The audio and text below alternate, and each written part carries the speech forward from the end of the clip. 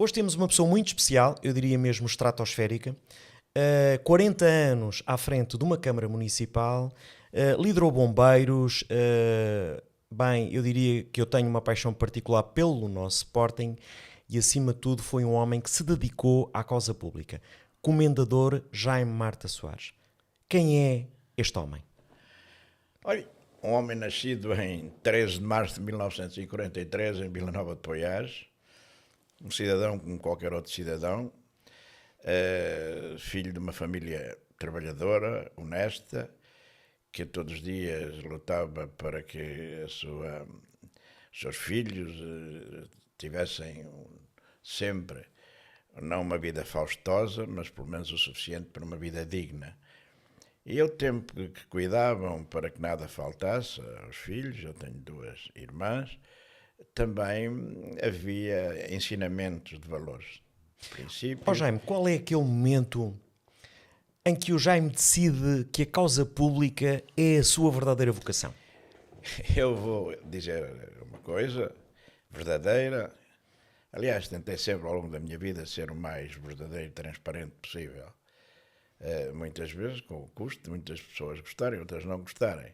E isto que lhe vou dizer poderá parecer nas pessoas que eu estou a inventar qualquer coisa, mas não estou.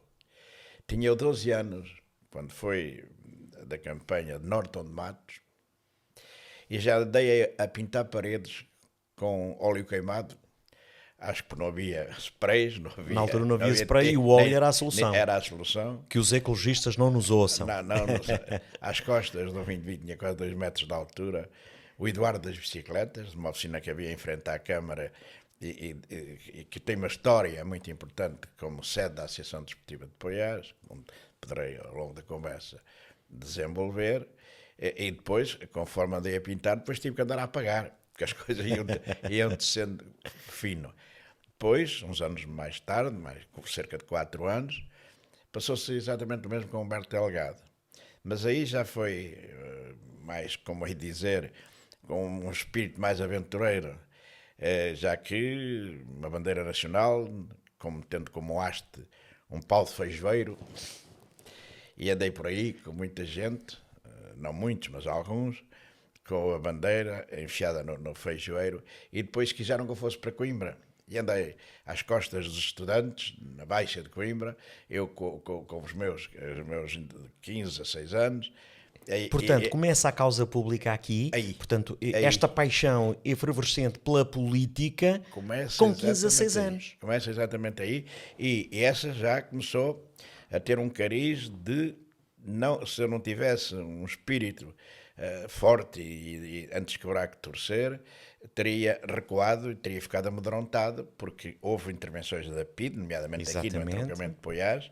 Estávamos ali no cruzamento e o Jaime alguma vez foi algemado? Não, nada. Portanto, soube sempre viver e pautar a sua liberdade. Antigo, passaram 2 jipes da polícia política, que se viam bem armados, e que a atemorizar, porque havia aqui um grande agrupamento, e as coisas poderiam, e fizeram com que até durante alguns dias não aparecesse, ninguém soubesse de mim, não saía de casa, e às vezes já estava em casa dos meus avós, em Valdevaz, ou na Rascacilva, o rapazito andava a desaparecer, não por cobardia, não por medo, mas mais por aquilo que causaria aos meus pais. Exatamente.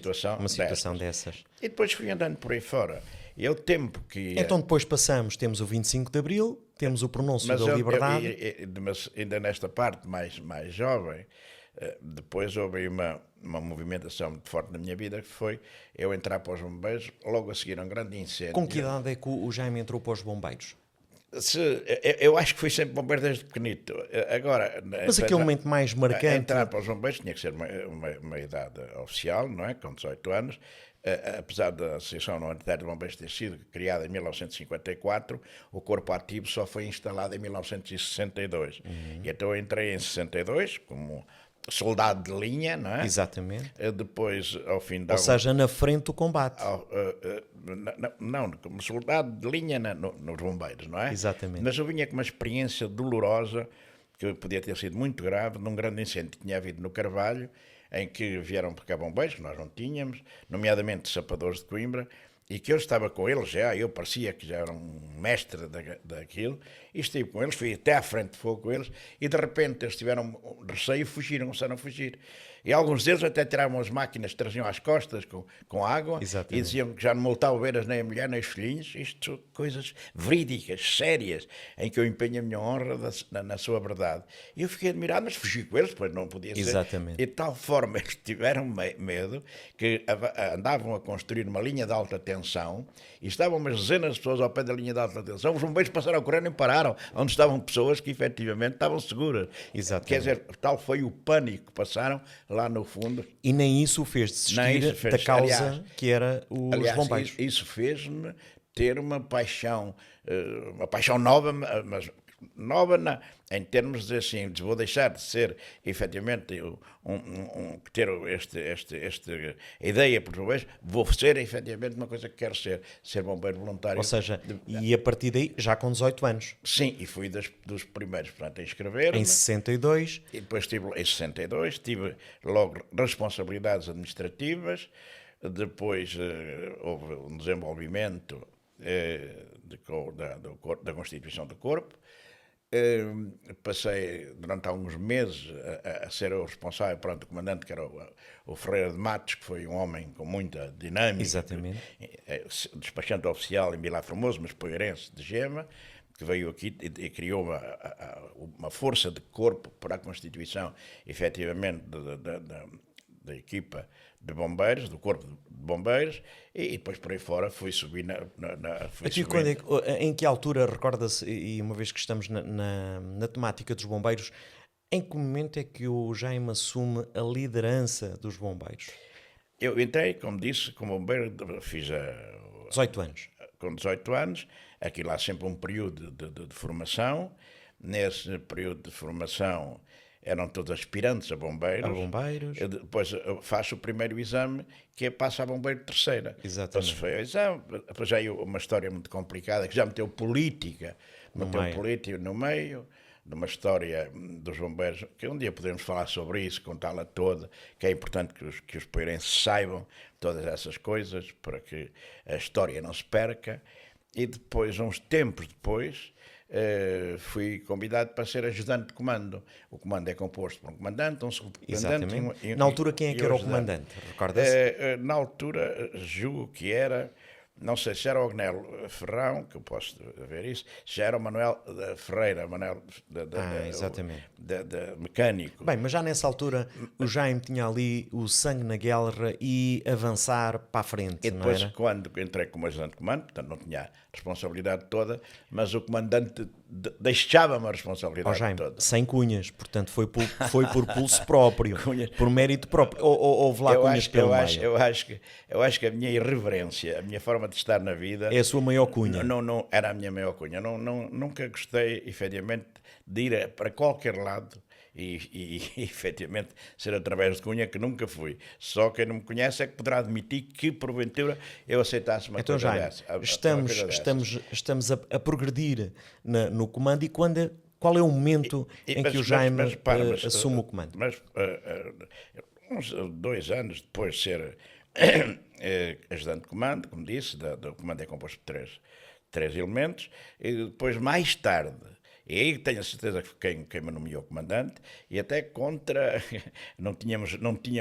respeitávamos-nos muito, e o Dr. Augusto Duarte Henrique Simões, mas o respeito era um respeito pessoal, não institucional. Porque institucional nós não nos podíamos ver um ao outro, porque ele era pelo Salazar, e criou até alguns problemas desagradáveis, que eu não quero referir, não a mim diretamente, mas também a mim. Aliás, um dia me fez passar um amargo terrível, que depois, no 25 de Abril, eu lhe demonstrei que os valores que um e outro defendiam eram completamente diferentes. E conseguiram construir amizade depois de 25 de Abril? Mas deixe-me dizer isto, é que os valores eram completamente diferentes, e provei-o exatamente logo nos dias a seguir ao 25 de Abril, porque eu tenho para mim, e isto com convicção e com honestidade, que o Dr. Augusto Duarte Henrique Simões foi dos poeirenses mais ilustres que alguma vez Poiares teve. Eu, por essa razão, por reconhecer que, com muitos defeitos, mas com muito mais virtudes e algumas coisas mesmo que outras pessoas que fossem recalcadas e que não fossem capazes, eu diria, entre aspas, perdoar ou esquecer, mas não perdoar, mas eu acho que seria da minha parte uma desonestidade se eu não dissesse que o Dr. Augusto Duarte Henriques Simões, para mim até hoje, o mais ilustre de todos os poeirenses que tivemos. E por aquela questão, quando há bocado falou, no meu percurso político, logo antes do 25 de Abril, eu depois, nesta onda de desenvolvimentos, fui em 1969 delegado às urnas pela oposição. Portanto, está a ver que nunca... E envolvi-me num movimento que havia à época, MDP, Movimento Democrático Português, que no fim de contas não era um partido político, era exatamente isso, um movimento que albergava... Portanto, havia aí já um paralelismo entre o seu serviço aos bombeiros e o bichinho da política já a começar aí a fazer das suas, não é? Começou tudo, mas depois, assim, em pinceladas muito rápidas, eu era um inquietado permanente. Eu tinha que participar em tudo. O que é que o inquietava? Mas repare-se, a inquietade permanente em relação à política, mas em relação a querer ser útil, uma inquietação para eu ser útil às pessoas e às coisas e às entidades. Joguei à bola, dancei no Ranchos, fui dirigente da Filarmónica, fiz teatro, que foi uma coisa importantíssima na minha vida. Fui, na altura, depois fizemos várias peças pelo país, era o Nuno Vidal, salvo era um grande ator que fazia os malefícios do tabaco, e que depois fomos a vários teatros do país, e uma vez fui convidado pelo TEP, o Teatro Experimental do Porto, se eu queria ir para lá como ator. Talvez agora o meu filho, que é licenciado em teatro, tenha ainda esse bichinho, é que o levou a que seja hoje um professor de teatro. E talvez essa formação do teatro o tenha ajudado muito nos palcos que percorreu por esse Portugal fora, nas mais diversas instituições políticas e não políticas, a ter esse brilhantismo, oratória. Não andando a fazer teatro na minha vida, exatamente, na minha vida política, foi importante para a minha criação cultural, para o meu desenvolvimento intelectual, aqueles anos que fizemos teatro com boa gente aqui desta terra, alguns, gente maravilhosa, todos, e alguns que tiveram já carreiras importantíssimas. Bem, Jaime, a sua paixão pelos bombeiros foi tal que criou, depois, mais à frente, como presidente de Câmara, criou 2 quartéis de bombeiros. E depois achou que aquilo era pequeno e não satisfeito, foi criar outro com uma expansão extraordinária. Tal é a sua paixão. Se me deixasse misturar esta conversa entre bombeiros e a política, para depois lhe dizer muito bem, que nesses desenvolvimentos de 69, eu queria ser oficialmente delegado às urnas. E tive graves problemas, e à Câmara apresentar o requerimento ao Presidente da Câmara, que era quem me devia passar o requerimento para eu a poder estar legalmente nas urnas, como fiscal, e não me permitir, que era no Governo Civil. E eu ao Governo Civil dizia-me, isso aqui não é connosco, é com o Presidente da Câmara. Até que houve uma conversa muito dura comigo e o Presidente então, o professor José Moraes, e eu pedi-lhe uma audiência onde estive presente com a minha mulher, felizmente já falecida, a irmã Linda, e a doutora Maria do Carmo Santos Albuquerque, que era a dona da farmácia de Poiás, uma senhora exatamente, já com uma ideologia de esquerda, comunista, bem acentuada. A conversa foi muito dura, eram umas 9, 10 da noite, que fomos ao gabinete, que eu depois ocupei dezenas de anos, e ele disse que não era ele, que não passava nenhum requerimento, e que nunca pensava que eu fosse tão aguerrido por estas coisas da política, que eu gostava a ser até muito duro na conversa que estávamos a ter, e que se parecia que a conversa que ia acabar e que me tinha que pôr na rua. Eu disse, Sr. Presidente, a conversa pode acabar, o senhor pode me pôr na rua, mas com muita educação, porque se não for, vai pelas escadas abaixo aos trambolhões comigo. Exatamente, ipsis verbis, dito isto, a uma pessoa que eu também respeitava. Exatamente. Que eu também respeitava, enquanto respeitava, volto a dizer, pessoalmente, não institucionalmente. Não institucionalmente. Porque tinham para mim, já ideologias ser completamente Câmara, diferentes. Ser não é? Presidente de Câmara era algo de muito diferente daquilo que eles faziam mesmo à época, sem grandes recursos, mas podiam fazer mais e muito melhor, e o pouco que tinham ser melhor distribuído. Mas pronto, são situações, eu até tenho agora, ainda há dias li assim um post-it no meu, e não respondi, nem dei confiança, de uma pessoa que veio a querer picar qualquer coisa. E que agora, na altura, Sim. não digo quem é, na Sim. altura... Mas qual era o na conteúdo? altura era a querer agora por causa daqui da avenida Umas grelas. não era das lombas, era dos acidentes que eu tinha, fazia uma rotunda intermédia, só estive à espera que o Galp, na altura eu não fiz a rotunda, porque ainda não sabia exatamente em que local ficava o posto da Galp, que era para equidistante dos dois fazer uma rotunda ali... para obrigar a cada um que tivesse a virar, e era uma questão de 100 metros, 150 metros para cada lado. Mas, se não me permite, essa questão depois na política, e foi daí depois de 69 que assisti, levantei-me às 6 da manhã, às 7 da manhã, ninguém podia proibir, a lei dizia que cada cidadão podia ser fiscal, ali estive com a pranchetazita, vi coisas incríveis, indivíduos que se diziam contra o sistema a votar, porque nessa semana, a favor do sistema, nessa semana a questão do projeto eleitoral, fizeram quem é responsável, para o governo, obviamente, alteraram as letras das listas, fizeram umas mais grossas e outras mais para a vista. Para haver uma tendência, de voto. Para ver na janela ou na porta, porque as sessões de voto eram assim, nos sítios mesmo já propositados para isso. Exatamente. E o presidente da mesa via perfeitamente, punha a lista no ar, vai votar, votou, e via onde é que estava a cruz, porque era transparente papel. Bem, isso passou. Mas diga-me aqui uma coisa. Em que ano é que entra para a Câmara Municipal de Vila Nova de Poiares? Eu digo-lhe já. Portanto, 69, vamos por aí fora, delegado às urnas, comecei a ser uma pessoa politicamente envolvida no ambiente distrital. Exatamente. Os socialistas, efetivamente, o Dr. Fernando Val, o Manela... Mas o Jaime sempre foi uma pessoa de direita. Não, eu não sou de direita, eu sou de centro-esquerda. Centro. Esquerda. Eu considero a social-democracia Sim. uma ideologia política partidária de centro-esquerda, não de centro-direita.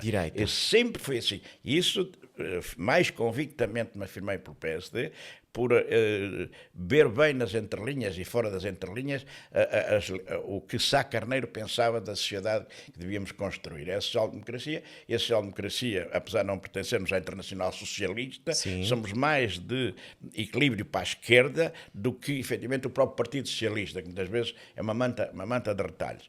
Mas, entretanto... Mas, por vezes, o Partido Socialista vai ali muito à esquerda, não é? E umas vezes à direita, que não sabe...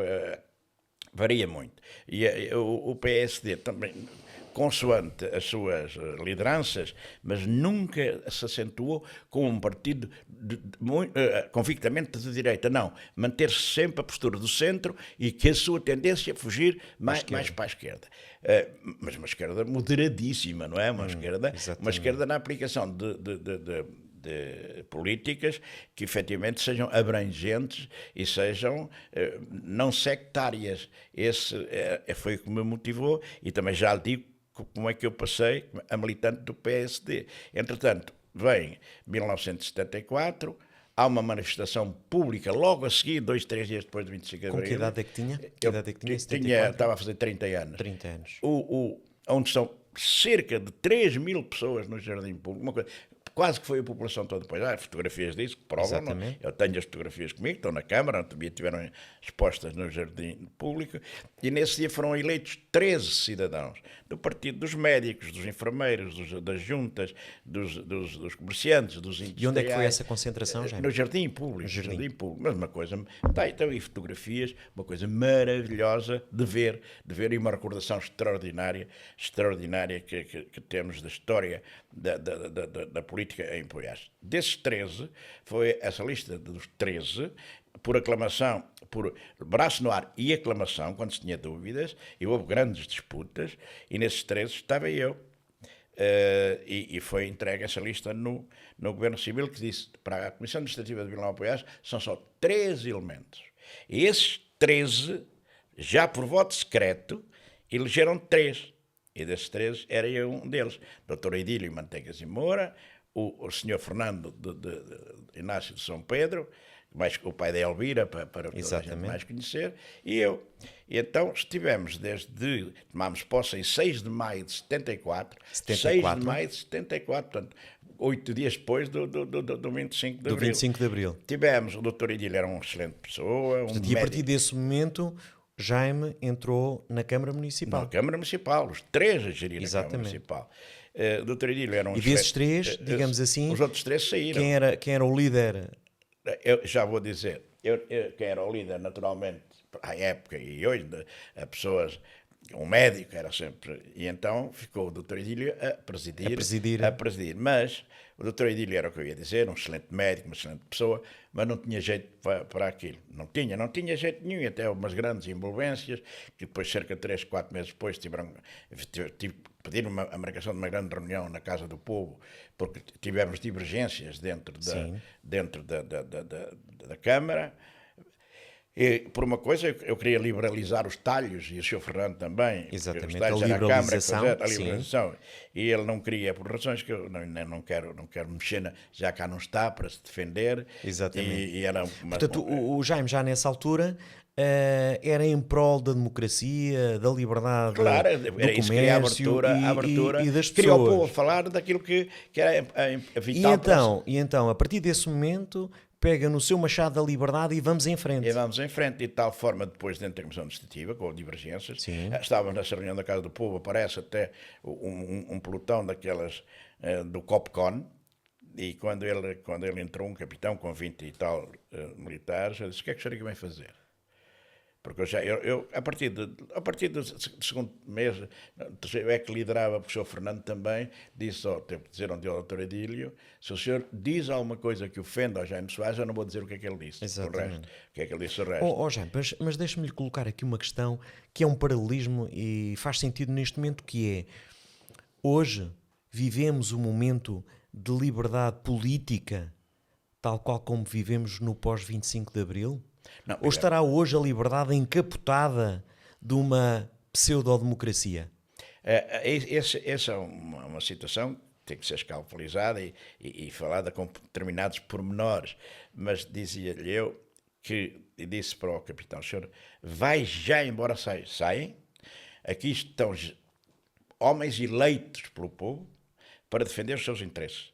Não precisamos cá de, efetivamente, imposições ou decisões do Copcon. E o seu capitão: saia, mas já.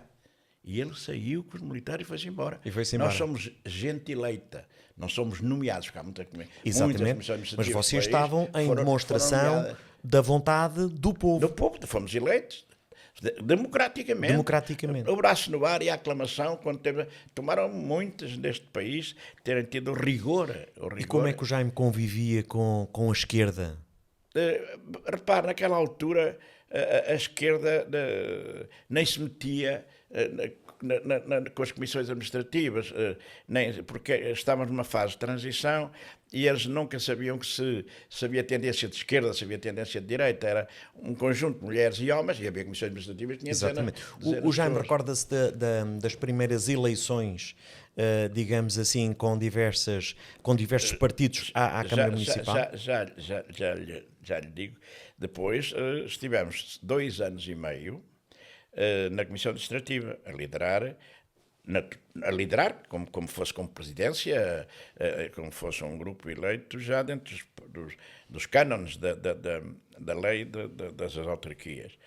E até 76, em outubro de 76, houve as primeiras eleições autárquicas democráticas. 76. Recorda-se, portanto, tínhamos o PSD.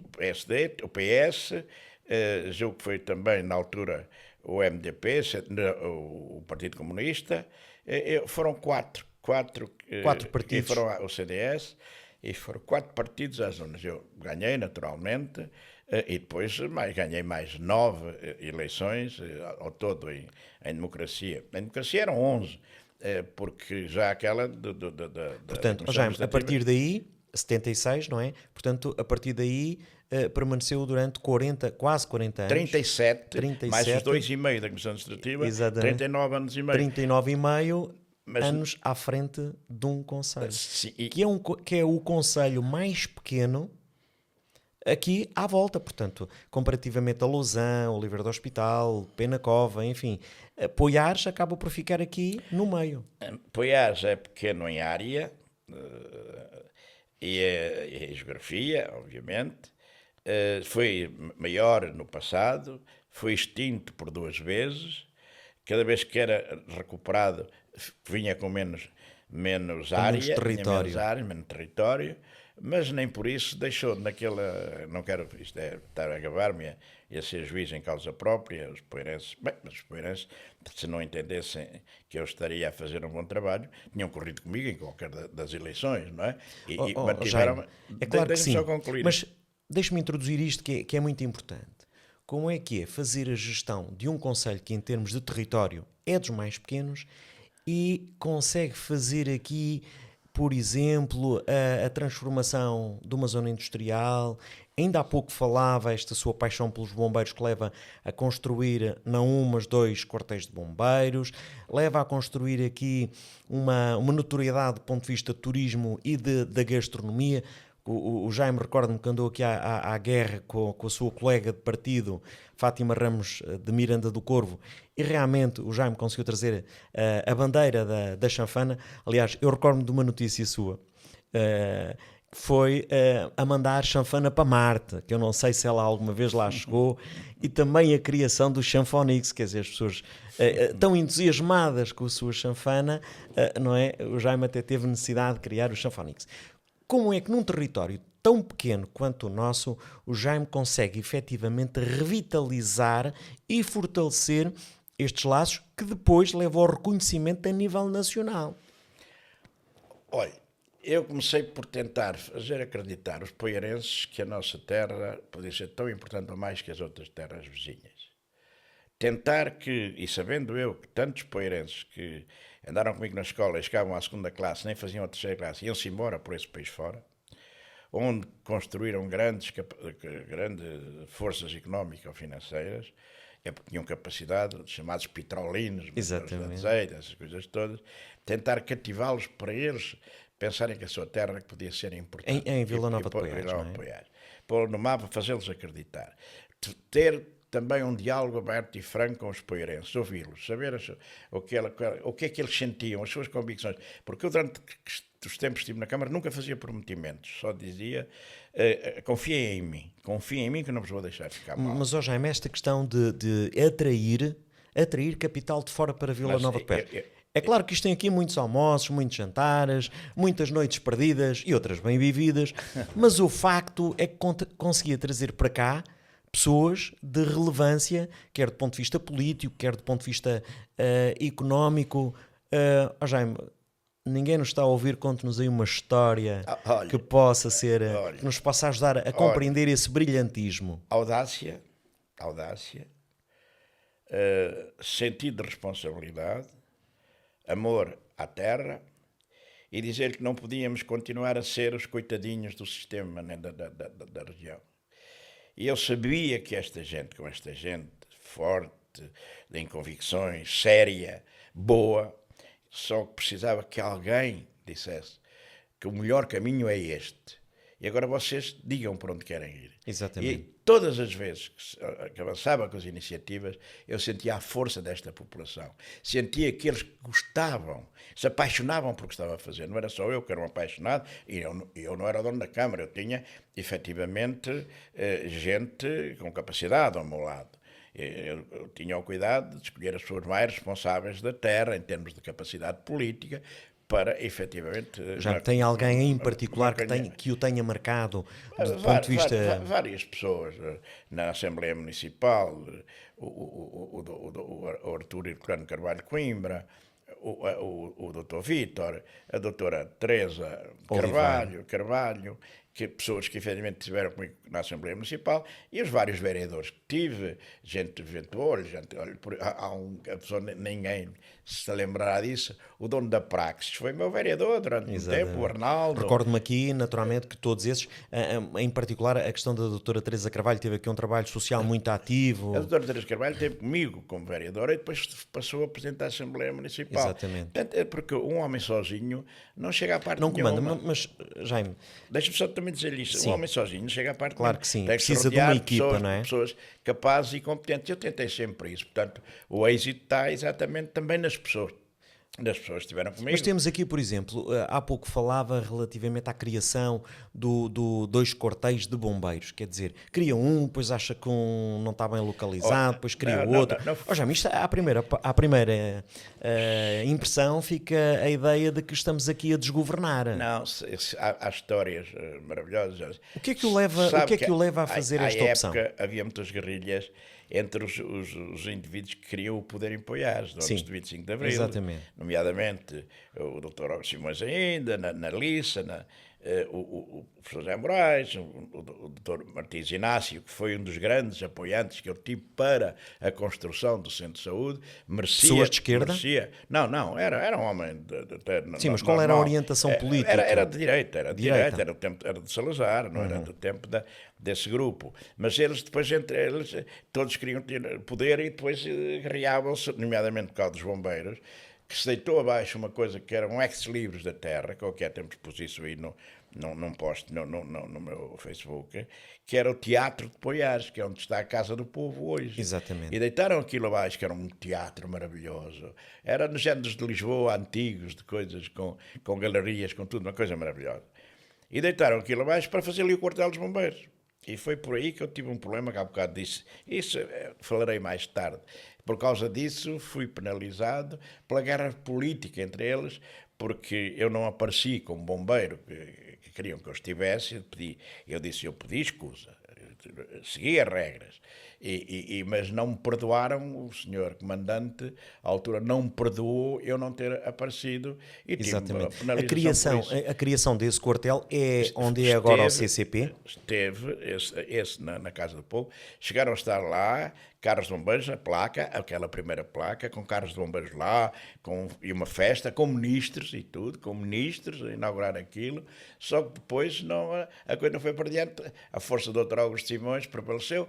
Entretanto, comprou-se mais tarde, isto depois mais tarde, a Quinta do Camilo, mas eu recordo que o primeiro dinheiro que se foi para o quartel dos bombeiros foi em 1960, deixa-me cá ver já, em 72.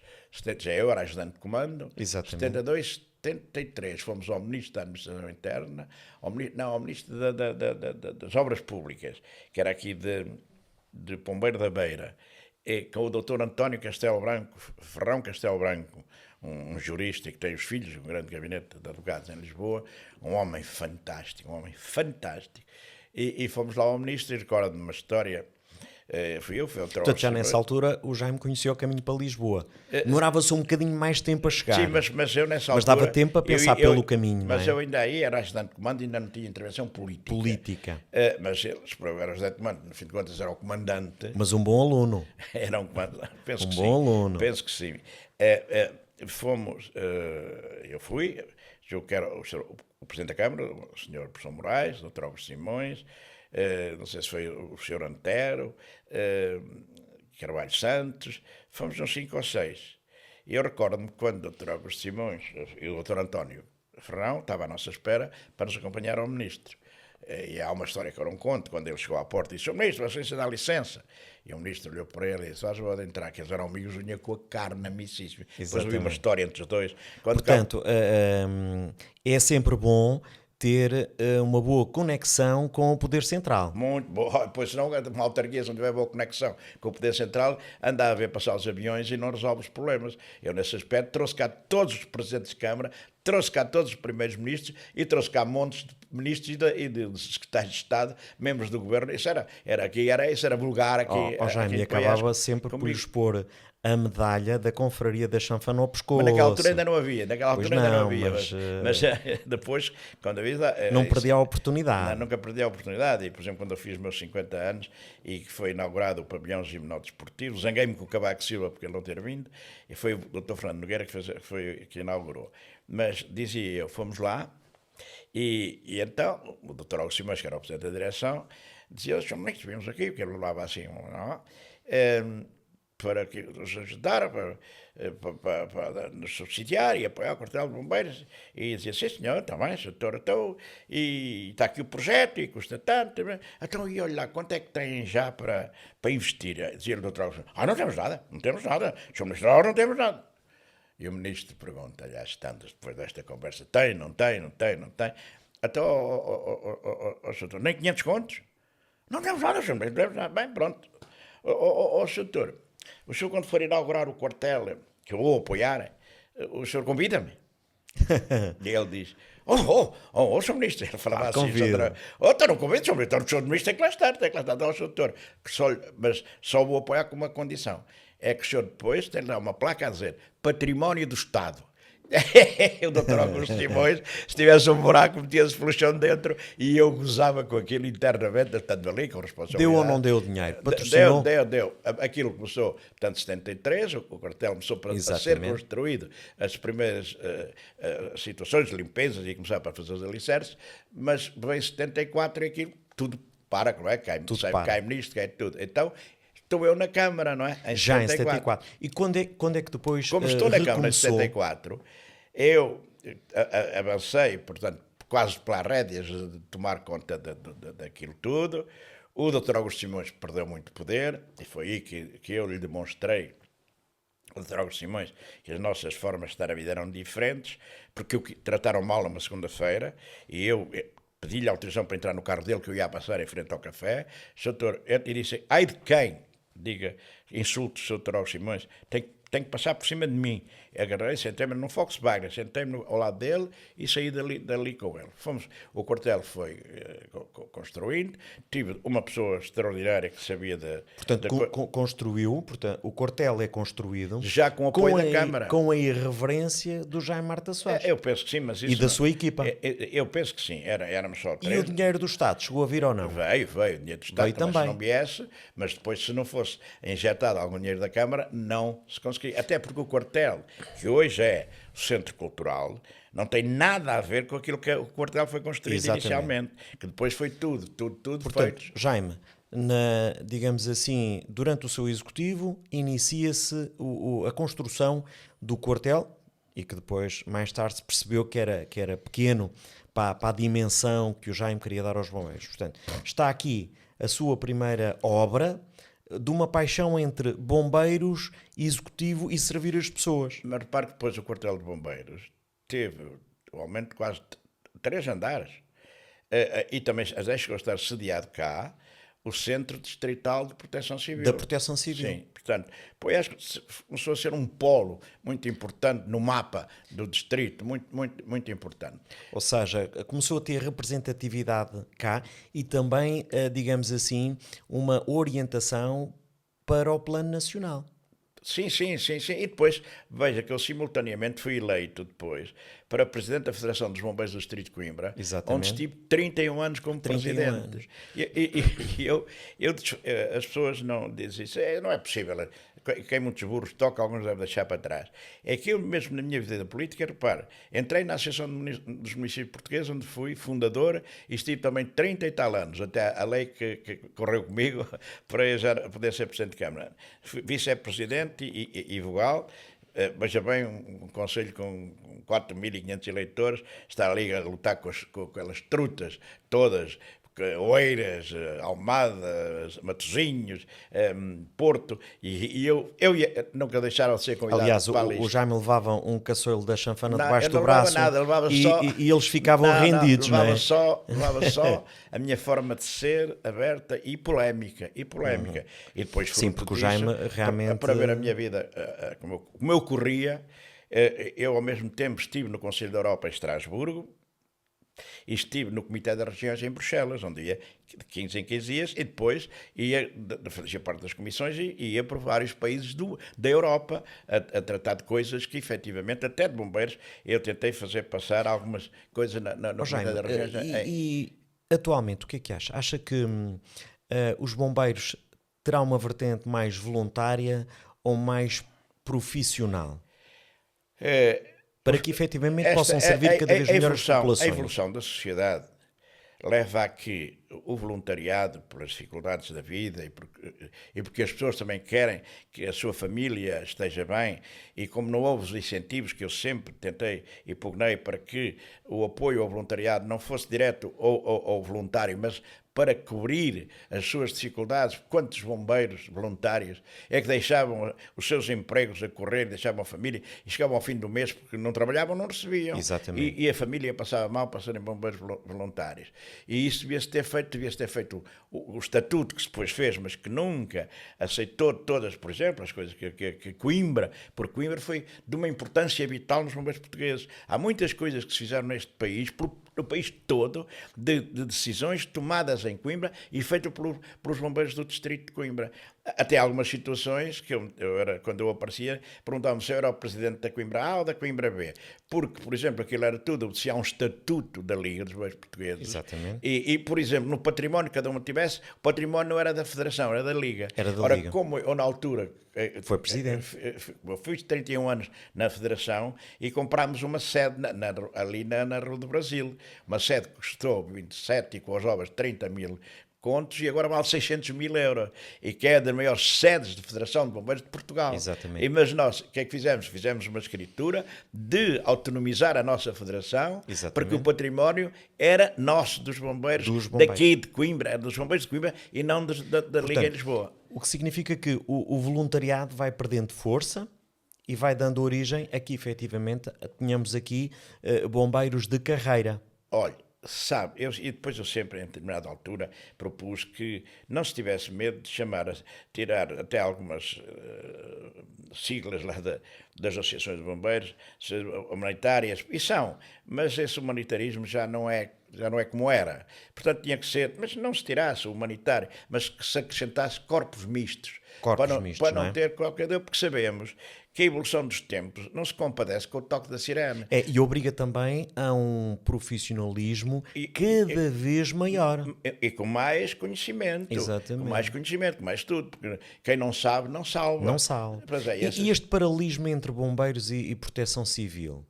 Mas veja, nenhum país da Europa civilizada, e a Europa são todos países já com uma civilização avançada, pode deixar de ter um organismo do Estado coordenador de proteção civil. Mas, Jaime, às vezes fica aquela sensação de que num grande incêndio se subestima aquilo que é o conhecimento do território por parte das corporações. Não é verdade. E vêm lá uns senhores de Lisboa a dar umas orientações e não percebem nada disto. Não é verdade. Não é verdade. Eu não vou dizer que não é verdade. Porquê?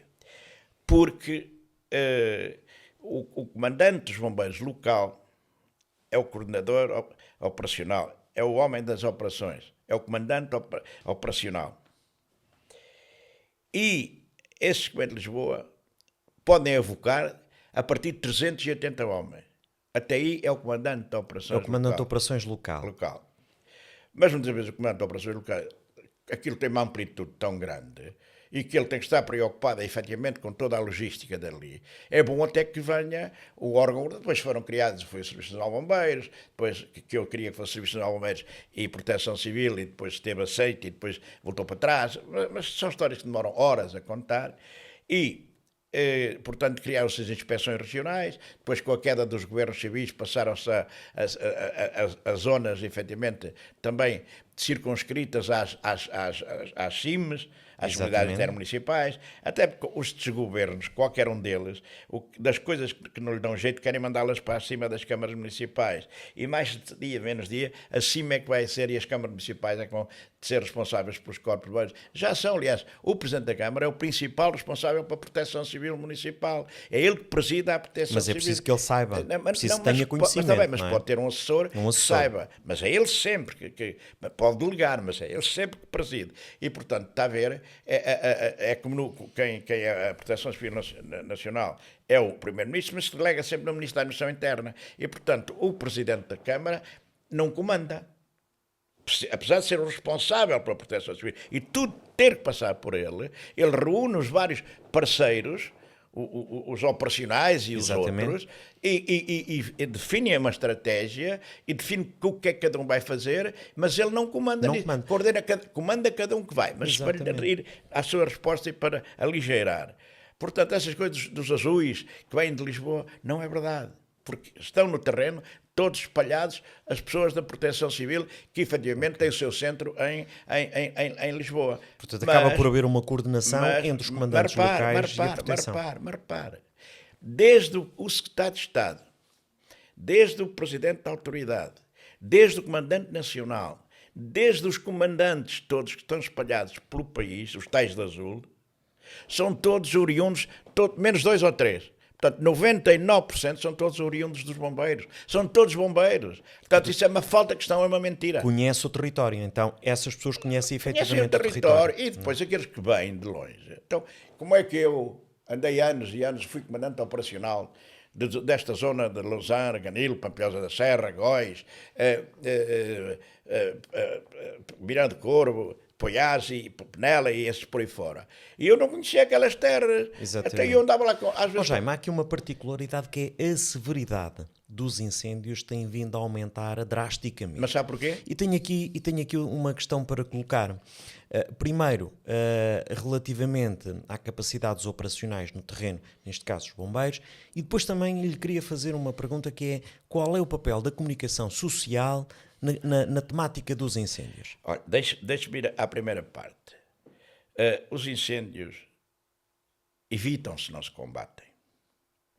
Eu andei 50 anos a pregar, a dizer, façam o cadastro, saibam de quem é a floresta. Porque a floresta, 96% é privada.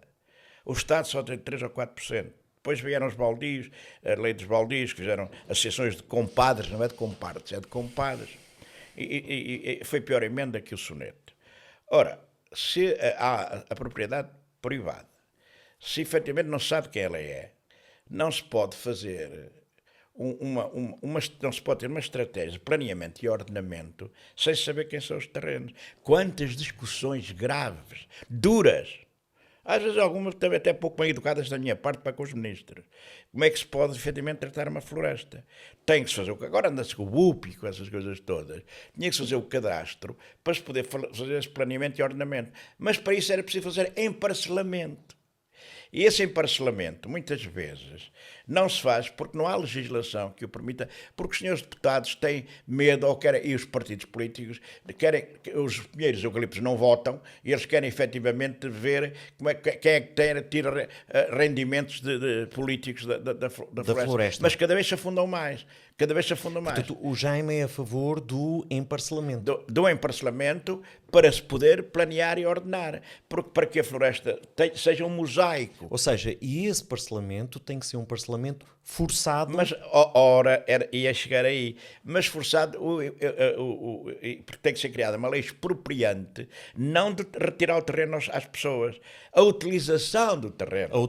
Porque as pessoas, mesmo que lhes seja cortado o terreno deles, recebem percentualmente o lucro que efetivamente dá o todo. E o Estado depois tem capacidade logística de fazer a manutenção desse emparcelamento forçado? Repara, tem estruturas.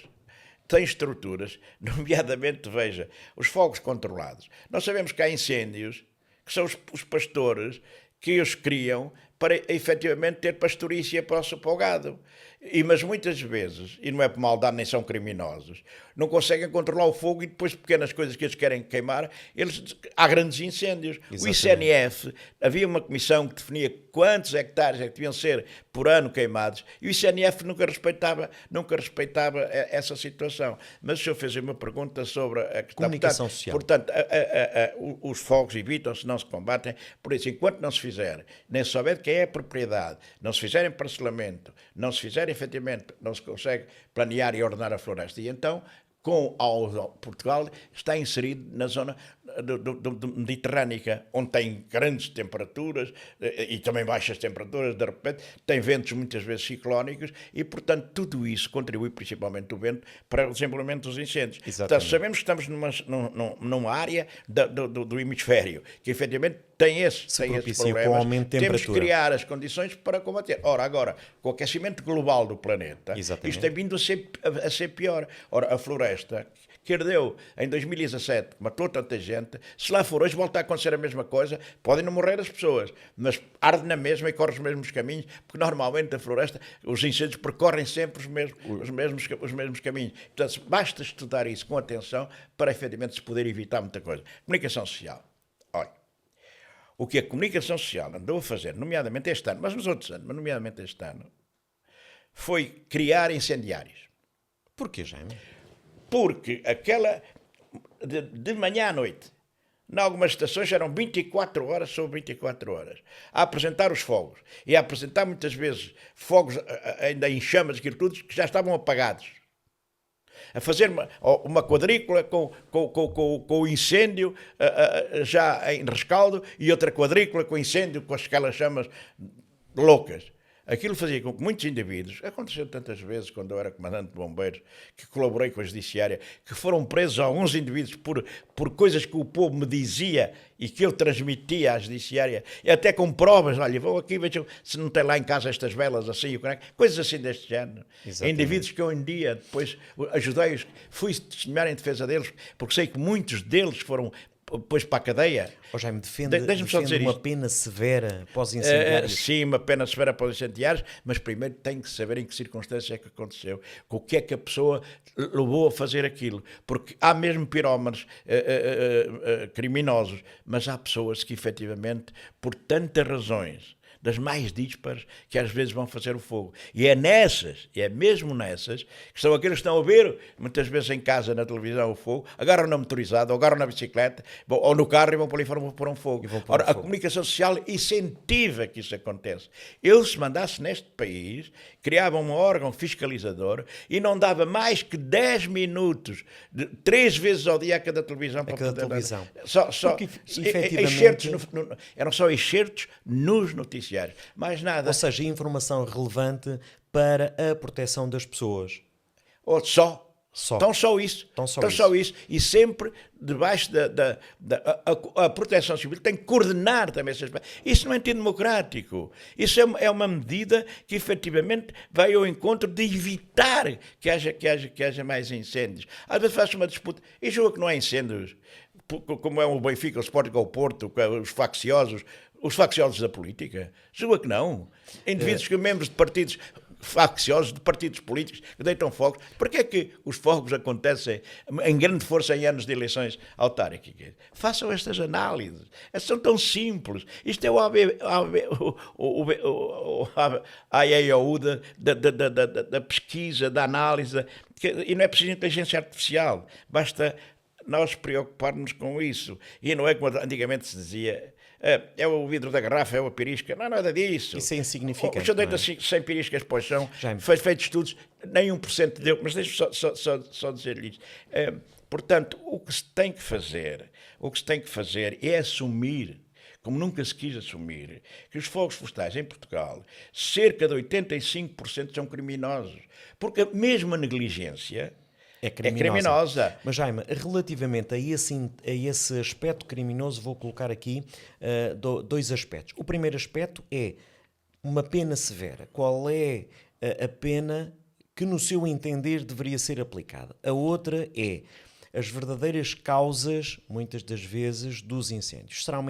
Já percebemos que pode aqui haver um interesse político no sentido de causar alguma instabilidade política em anos de eleições, mas fora dos anos de eleições, qual será o interesse económico que está subjacente? Fala-se das madeiras, fala-se das explorações de determinado tipo de minérios que o nosso território tem, mas no seu entendimento, qual é o foco essencial? Ouça, a minha vida tem sido um historial de coisas muito complicadas. Eu um dia disse aos órgãos de comunicação social que 25% dos fogos em Portugal tinha o dedo de madeireiros desonestos. Eu disse 25% dos incêndios. 25%. Dos incêndios, mas não disse que 25% de madeireiros eram incendiários. Exatamente. Porque esses 25% podiam ser só feitos por 2 ou 3 madeireiros. O senhor não vai acreditar, e já cá não está o meu pai para dizer isso, a minha mãe, coitadinha, não está em condições, já quase a caminho dos 102 anos, não está em condições de dizer isso, mas ainda está com uma lucidez, graças a Deus. Eu fui perseguido por madeireiros e durante mais de 20 dias que ninguém sabia de me apoiar. Eu também tinha muito que fazer pela Europa fora. Exatamente. Mas propositadamente saí porque andaram madeireiros à minha procura, se fosse preciso para me dar uma cervejinha para eu beber. Uma cervejinha para eu beber. Mas isso criou uma celeuma tão grande que a própria polícia judiciária de vez em quando me dizia: Presidente, já está safo. Está safo porquê? Já metemos dentro mais um. Mais um. Portanto, isto teve... E faz falta hoje quem coloque esse dedo... Este teve o seu impacto. Mas hoje ainda há interesses económicos nos fogos. Exatamente. Mas não é o interesse económico que leve a que haja razão ou erros a haver, até porque há uma cultura diferente e também a penalização, que eu, para mim, menos de 8 anos, logo que fosse um indivíduo que seja lúcido, que esteja dentro das suas capacidades mentais e deita um fogo, nunca poderia levar menos de 8 anos. Mas depois, durante esses 8 anos, virem cá para fora limpar florestas devidamente controlados. Mas também temos que ver. Se é porque preso, ir 8 anos para o hotel... Mas se é preso e paga durante 8 anos, pagou aquilo que fez. Isto é o mínimo. Ora, repare, o senhor não acredita. As celuloses chegaram a uma certa altura, começaram a querer e a ter terrenos, ou que compravam, ou que alugavam, para, efetivamente, fazer grandes manchas de plantações. E isso até veio a beneficiar muito a nossa floresta, porque esta é uma floresta tratada. Portanto, há Fossel, e até tem helicópteros, e tem pessoal, e tem isso tudo, e uma floresta com mosaico, tratada. E não eram as celuloses que deitavam o fogo. Mas havia que criar condições para adquirir os terrenos. Exatamente. Havia muita gente que o terreno era a sua paixão. Então aqueles indivíduos que andavam por aquelas terras como agentes de compra, ou de aluguer, iam à corte: não vendo, não coisa, não compro, não vendo, então espera que eu já tenho como é. Deixa pôr aqui um rastilho, eram eles próprios, muitos desses indivíduos, fizeram dezenas e dezenas e dezenas e centenas de fogos. Está a ver como é que como é que são os meandros desta coisa? Há sempre interesses cíclicos financeiros que levam a provocar isso. Ora bem, mas Jaime, agora... Então é porque os incêndios iam aumentando as proporções que o Jaime Marta Soares, na qualidade de presidente, dá início a um novo quartel. Portanto, que hoje em dia... Mas depois, o quartel foi, como disse, foi feita aquela primeira fase. Sim, mas estamos agora na segunda fase. E foi aquilo tudo. E então, cheguei a uma altura, e eu acho que tinha autoridade moral e política para poder propor, propus, porque sentia, e que Poiares também precisava de um centro cultural, e que todas as condições daquele quartel... Portanto, era um presidente que pensava também na cultura, não é? Claro, sempre. Inspirado no teatro. No teatro, que eu tenho até um cartaz em que eu era o principal ator, e tantas vezes como que o meu pai, não é? Eu trabalhava com o meu pai e tive uma vida dura a trabalhar, e eu fazia quilómetros e quilómetros para conseguir estar nos ensaios todos os dias. Mas ali para o ensaio do novo quartel. Do quartel. Eu senti que Poiares precisava ter um espaço cultural de qualidade. E então, vamos ver, isto aqui há uma solução. É um quartel de bombeiros.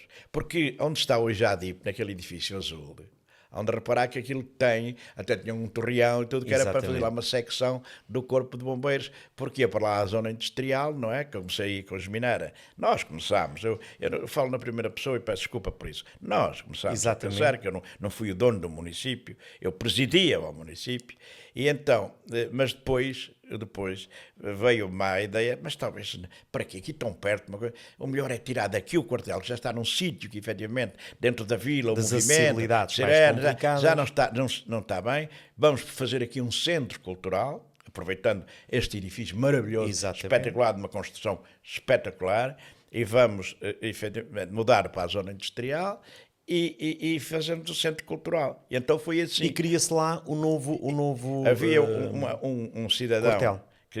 que a sua empresa entrou em insolvência, e até quando falei nisso, troquei impressões com o Luís, o atual comandante. Ele disse: Luís, ali na zona inicial onde é que a gente havia por isto e tal. Eu já tinha as minhas ideias, mas não queria dizer, vai para ali, não tem que ser que as pessoas haja convergência que as pessoas Entre todos, gostam, não é? que as pessoas gostam. E só, o comandante está em falência, a empresa tal, e, opa, é isso mesmo. Fui lá, acabamos, a Câmara comprou aquilo, são 11 mil metros de terreno. Em Portugal não há nenhum quartel de bombeiros que tenha uma área tão grande de construção e tudo. Ainda tinha uma parte, um armazém, que acrescentámos nos topos. Exatamente. E fizemos a outra parte.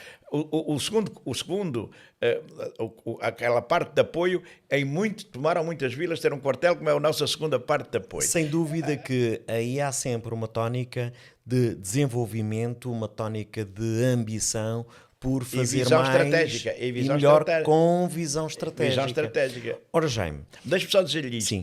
E então a negociação muito rápida. A Câmara comprou por 250 mil contos o quartel da Vila, que tinha sido quase todo feito. 75% já tinha sido feito pela Câmara. exatamente. E um quartel novo. Ainda bem que o senhor me fez essa pergunta. E um quartel novo. Então, paguei a Câmara pagou os 250 mil contos. Eu não interferi nos negócios, por ser comandante dos bombeiros, não queria interferir nos negócios. Foi tudo feito com a minha vice-presidente e as negociações com os bombeiros, sem eu interferir. Logicamente sabia, mas não interferia. Exatamente. Não interferia. Para não haver como Não, para dizer que o que havia, que estava metido 200 e um quartel novo. Fizemos um quartel novo. Nós fomos buscar 400 mil euros à Comunidade Europeia, e era, portanto, logo que o quartel estivesse pronto, mas, como se sabe, na Comunidade Europeia há uma fase do passivo, que são 5 anos, onde houver investimento da Comunidade Europeia, durante 5 anos aquilo que for, não pode mudar de propriedade. Então aquilo foi a segunda fase do quartel, foi inaugurado, salvo erro, por professor Cavaco Silva em 2012, houve uma primeira fase que foi em 2009, não sei qual foi o ministro, não sei se foi, eu sei, está lá a placa, e em 2012 foi o professor Cavaco Silva, penso que como Presidente da República já, e então deixava-se, veja bem, eu saí, aquilo foi em 2012, por exemplo, os 5 anos, mas já vinha atrás, 2 anos antes, ali aquilo no ano de 2015 já podia ser entregue aos bombeiros, e o atual Presidente da Câmara, o Sr. João Henriques, ainda não pôs em nome dos bombeiros a casa que é dos bombeiros.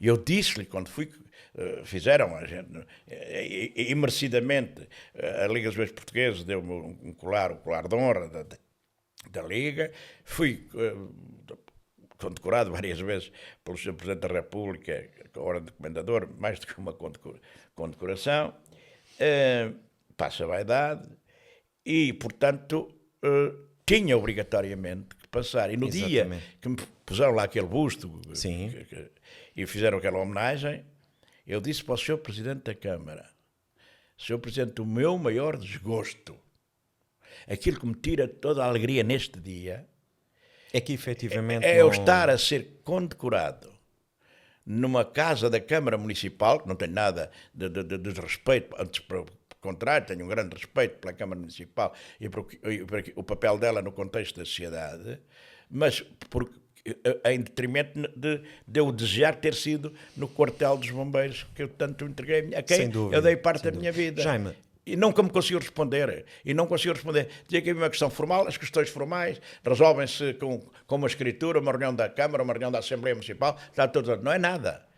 é que o que aquilo é. Por isso é que um dia ali me chateei à noite num senhor que veio cá. Portanto, o Jaime acha que não houve vontade política para dar este passo, é isso? É uma ilegalidade grave do Sr. Presidente da Câmara. Os bombeiros já deviam ter acionado, e eu sou Presidente da Assembleia Geral dos Bombeiros. O que bem não sei quem vem a seguir, mas se não fizer rapidamente, eu marcarei uma Assembleia Geral para que os sócios decidam pôr a Câmara Municipal em tribunal. Esteja lá quem lá estiver. Jaime, se ela não cumprir com os bombeiros, esteja lá quem lá estiver. Como Presidente da Câmara, durante 39 anos e meio, em 3 palavras, o que é que lhe faltou fazer? Muita coisa. Muita coisa. Um Presidente da Câmara tem que ser ambicioso. Ambicioso em relação às convicções, aos sentimentos do povo que o elegeu e que confia nele. Eu penso que fomos fazendo o essencial. Passámos de terras, de estradas de terra batida, de mato nas ruas, de candeeiro de petróleo, de água de chafurdo, a não ter nada, efetivamente, Jaime, a qualidade de vida. 3 aspectos essenciais. 3 aspectos do essenciais. que apoiares que eu queria ter feito. Que deveria... Queria ter feito. Olha, uma estrada da Beira completamente diferente, para Coimbra ser muito mais rápido, mais facilitado, uma ligação... com menos acidentes, e uma ligação ao IP3. Portanto... Jaime, eu tenho aqui uma questão. Uma ligação ao IP3, naturalmente na sua altura faria sentido, mas agora com esta questão da A13, não seria mais pertinente uma ligação a Ceira, a ligação ao Nó de Ceira, que permite ligar a Sul e a Norte? Mas esse era o meu projeto em relação à Estrada da Beira. Fazer a Estrada da Beira a sair da A13, por lá de cima. A Estrada da Beira era a estrada...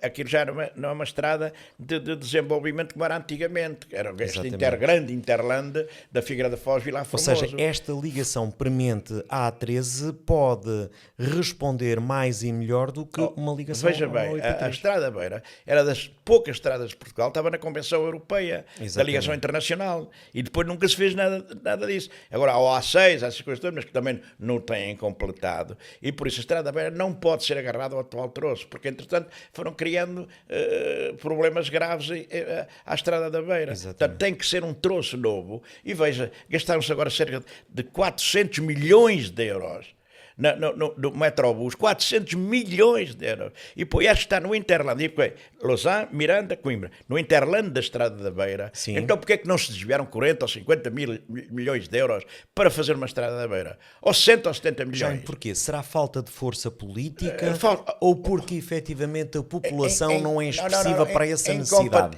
Incompetência política do Sr. Presidente da Câmara de Vila Nova de Poiares, que não soube efetivamente impor a vontade de Poiares, porque não, o problema do Metrobus não resolve só naquela linha daqueles Serpins, Lausanne, Miranda e Coimbra. Mas onde é que passam os semi-trailers? Onde é que passam as ambulâncias? Onde é que passam os autocarros? Onde é que passam as motorizadas? Onde é que passam as motas? Onde é que passam os tratores? Não é numa estrada normal, ali passa o quê? Passa um carro que leva quanto? Nem quarto de banho tem, para as pessoas fazerem as suas necessidades entre um ponto e outro. Diria uma população em número tão reduzido, o Jaime acordou um dia e disse: vou fazer isto de capital universal da chanfana? Sim. Poiares tinha que... E as pessoas diziam, mas não há tradição. As tradições criam-se. Havia situações que diziam, e depois, um dia também me lembrei, mas isto posso dizer pretoriamente, fui eu que me lembrei de criar a ADIP, fui eu que me lembrei da Confraria da Chanfana, me lembrei dessas coisas todas. Depois a sorte, porque eu depois já não conseguia, a sorte foi encontrar pessoas que lhe deram desenvolvimento. Essas pessoas aí que têm um valor extraordinário, não sou eu tive a ideia, mas depois a partir daí eu tive a sorte de ter pessoas que lhe deram desenvolvimento. Um dia recordo-me de dizer também, temos que ter um doce para acompanhar depois a chanfana. Um doce, mas isto não há tradição, mas cria-se. E disse, olha, eu gostava de um doce que tivesse isto. Criou-se o Poiarito, que até queriam que se chamasse Jaimito. E eu disse, vocês devem estar todos malucos. Eu sei lá quem é que um dia me ia trincar, eu não quero, tem que ser o Poiarito. E foi por... mas as tradições criam-se. Daqui a 30, 40, 50 anos, já aquela tradição do Poiarito vai ser uma realidade. Bem, somos uma terra de artesãos. Deixámos cair isso tudo. O Jaime queria, naturalmente, tem aqui uma obra absolutamente de relevo, não é? Tenho nada. Portanto, Desculpe, tenho que desmentir, não tenho nada. A obra é dos poeirenses. Poeirenses. Eu fui gestor a prazo. Muito bem. Eu fui gestor a prazo, porque se eu não fizesse as coisas, que fosse ao encontro daquilo que os poeirenses queriam e decidiam, eu estava lá meia dúzia de É claro que depois de terminar este prazo do seu gestor, porque veio a tal imposição, o Jaime emigrou. Emigrou, foi até ao Sporting, esteve no Parlamento, enfim, fez aí também uma vida com notoriedade nacional. Deixou... Na Liga dos Bombeiros Portugueses. Na Liga dos Bombeiros Portugueses. A questão que lhe coloco é, como é que ficou a Conselhia nesta sua ausência? Deixou este legado, digamos que nutrido para a prosperidade? Eu sempre fui um bocado concentracionista. Ia para a Assembleia da República ou ia para onde eu estivesse, eu estava permanentemente em contacto com o município. Sempre, sempre. E como eu não gostava que fizessem nada que eu não tivesse de lá a gramar, chamem isso o que quiserem, isso não era nem ditadura, nem ser... Era sentido da responsabilidade. E eu nunca reivindiquei para mim o que esteve bem. E assumi sempre o que estava mal. Não há ninguém que possa vir dizer alguma vez que alguma coisa que apareceu, que se dissesse que estava mal, que eu assumo e também explico porque é que está mal. Exatamente. Das razões que levaram que isso fosse assim. Porque muitas vezes não conseguia fazer as coisas, era como a pescadinha de rouba-boca, tentar fazer as coisas de maneira que pudéssemos vir na perspectiva daquilo que fez mal naquela altura, mas na perspectiva que vinha a dar frutos mais tarde. Mais à frente. Jaime. Mais à frente. Mas deixa-me dizer isto. Desculpe, eu ia para a Assembleia da República e via todos os dias. Eu vinha todos os dias. Eu vinha todos os dias. E tive gente boa na Câmara.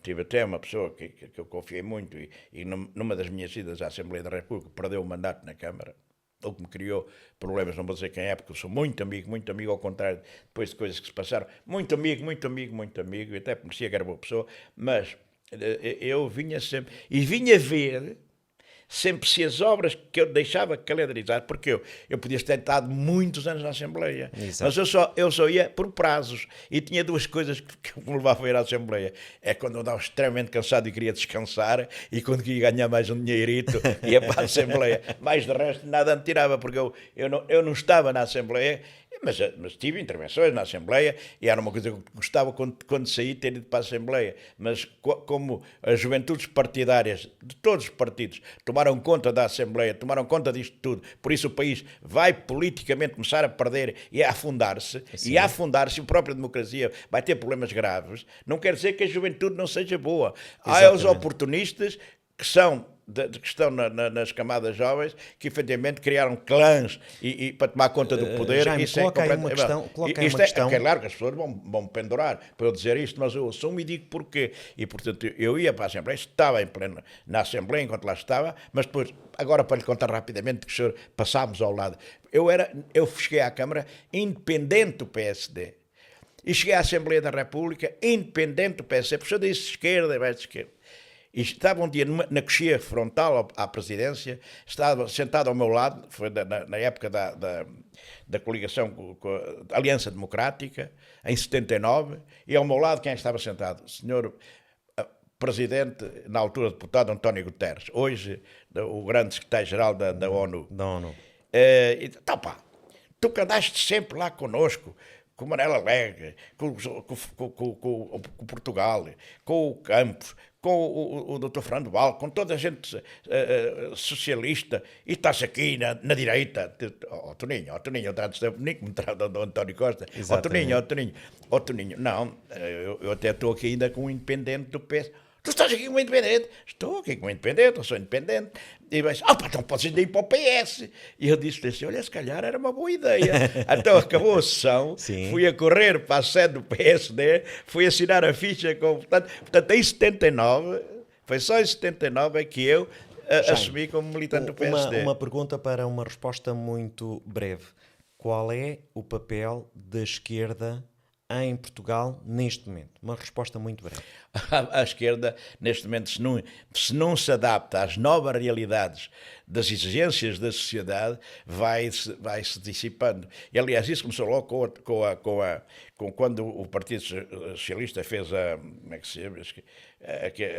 Aquela união com o Bloco de Esquerda e com coisa, era... A coligação Não, pois a coligação, mas governativa. teve um termo, tinha um termo qualquer que eles que inventaram. E eu disse logo às militantes desses partidos, olha, se é a vossa destruição. E foi o Partido Comunista, foi a PI, também é dos poucos já que ainda resiste na Europa. Quase nenhum partido comunista da Europa já está em funcionamento. Estará a esquerda preparada para fazer, digamos assim, uma gestão universal e democrática? Ou estará a esquerda preparada para fazer, digamos assim, uma gestão com base em minorias éticas? Mas essas minorias depois desentendem-se. Foi geringonça, não foi? Exatamente, a geringonça da esquerda. Portanto, eu vi logo que esses partidos que faziam parte da geringonça que iam a pique, e foram. E, portanto, isso nunca mais vai ter caminhamento. E o que se pode vir a acontecer é as esquerdas juntarem-se, poder até haver 3 partidos fortes, as esquerdas todas juntas, a direita, não, a extrema-direita, e haver um bloco central, um partido forte que, como foi no tempo o Partido Socialista e o PSD, porque são partidos, efetivamente, pluralistas, democráticos. Jaime, temos aqui um crescimento abrupto desde 2019 até 2025 de uma força política que é o Chega, que efetivamente neste momento catapultou para a segunda força política e de vez em quando toca ali nos calcanhares do PSD. Porquê? Olha, na minha opinião, na minha modesta opinião, daquilo que penso saber, para tirar as provas de 9, a prova dos 9, é o Chega poder chegar ao poder e ao fim de meio ano os portugueses veem o bluff que é o Chega. O Chega é um bluff. O Chega é um partido extremista. Mas não acha que levanta questões que efetivamente incomodam silenciosamente os portugueses? Repare, eu não tenho qualquer problema, até de algumas questões que são levantadas, a subscrever. Mas tem que se ver é a forma como elas podem ser tratadas. A forma como atingir esse objetivo. Se nós quisermos voltar ao tempo de Salazar, quero, posso e mando, portanto isso resolve-se. Mas vivemos em ditadura. E de repente as cadeias estão cheias não é de criminosos, é de gente que pensa de maneira diferente. E por essa razão, por muitas coisas que são de propaganda nítida, de alguma delas, nos tempos que correm, absolutamente impensável pô-las em prática. E isso, meus queridos amigos, se é assim, e se sabe que é assim, mas se lança cá para fora só porque sabe que isso vai agradar às pessoas, é enganar as pessoas, porque se passasse de um momento de as ter que colocar em prática, muito rapidamente, não era preciso mais que meio ano, se via que isso era tudo uma fraude. E fartos de fraudes, também políticas, já estão os portugueses. Sem dúvida. Eu penso que, efetivamente, tem que ser comedidos. Mas é necessário, digamos que, agitar mas é necessário estes problemas. É necessário agitar, mas não é só, efetivamente, dizer que a doença que é esta. É preciso apresentar a cura para a doença. E é que isso é andar a falar de coisas que não se tratam assim de qualquer maneira, de qualquer momento. E até porque estamos a falar de pessoas, de muitas pessoas que estão a levar uma crispação da sociedade que qualquer dia aparece um na esquina morto, aparece outro ali lá, porque efetivamente as sociedades têm que ser capazes de gerar entendimentos que possam efetivamente se viver cumprindo as regras da lei de um país que tem leis e que é democrático, mas que não pode ser de qualquer maneira. Comendador Jaime Marta Soares, uma última palavra para aquilo que é o presente e o futuro do nosso país, que são os jovens. Repare, nós temos uma riqueza incomensurável na nossa juventude. que são efetivamente evoluídos como qualquer jovem dos países mais desenvolvidos do mundo, que tiveram sempre tecnologias mais avançadas que nós não tínhamos. E fomos capazes de mostrar coisas maravilhosas, coisas extraordinárias. Nós temos jovens espalhados em tantos países do hemisfério que são vedetas, grandes vedetas. Também temos muitos jovens na política em Portugal. Mas os jovens que estão na política em Portugal não podem efetivamente entender a política como um modo de vida. Eles têm que entender a política como algo que lhe pode acontecer na vida e em que eles devem disponibilizar as suas capacidades para potenciar e melhorar a qualidade de vida dos cidadãos portugueses. Mas hoje muitos jovens, nomeadamente quando em tempos eu estava no partido, Jaime, como diretor, coloco-me aqui, deveremos ter jovens políticos de carreira? Mas deixe-me dizer-lhe isto. E quando se falou na renovação geracional, eu disse estas palavras. Eu sou apoiante da renovação geracional. Mas ter sempre em linha de conta as palavras do Bispo de Viseu. E as palavras do Bispo de Viseu diziam isto, aos portugueses, mas aos vizienses em primeiro lugar. Temos de ser cuidadosos, não podemos exagerar. As coisas devem ser feitas como o sal na comida, nem de mais, nem de menos. E é isso que eu efetivamente disse na minha intervenção no partido. E hoje há demais e há coisas que efetivamente não são aceitáveis nas jotas partidárias, que tomaram conta dos partidos, não têm experiência, querem fazer aquilo um modo de vida, e não, a política tem que ser quase como um lobby da sua, e permitir que isto não venha a fazer o que está a acontecer, que as pessoas competentes, que as pessoas efetivamente que têm substrato, têm valor e que são importantes e necessárias nas políticas em Portugal, se afastam e não querem estar metidos nisso. Deixe-me só dizer para acabar, isto não tenho nada, eu sinto alegria e felicidade de estar num país que tem a juventude que tem, mas tem que efetivamente analisar que o futuro está nas suas mãos, mas tem que ser tratado e trabalhado com os cuidados que têm que ter, na responsabilidade que podem vir a assumir. E na política não podem fazer disso uma profissão. Podem fazer disso, durante algum tempo, a sua dádiva à causa pública, mas não mais do que isso. Bem, sem dúvida. Comendador, foi uma conversa muito interessante e diria que entusiasmante. Que bom seria que os nossos jovens também se reunissem entre si e, por que não, ouvir também o conselho que estas pessoas, e eu vou utilizar aqui carinhosamente, estas raposas velhas que têm o conhecimento e pudessem nutrir-se de mais e melhor, digamos que aliado a este novo conhecimento, a esta nova ciência, a este novo formato de sociedade que se está a construir, mas assente em pilares firmes, pilares de cultura e pilares de democracia. Um bem-aja por estar aqui hoje e por ter dedicado estes minutos de conversa ao Habitat Sucesso. Muito obrigado e deixar esta mensagem final para os jovens, que o futuro está nas mãos deles. Saibam efetivamente trabalhar o nosso futuro.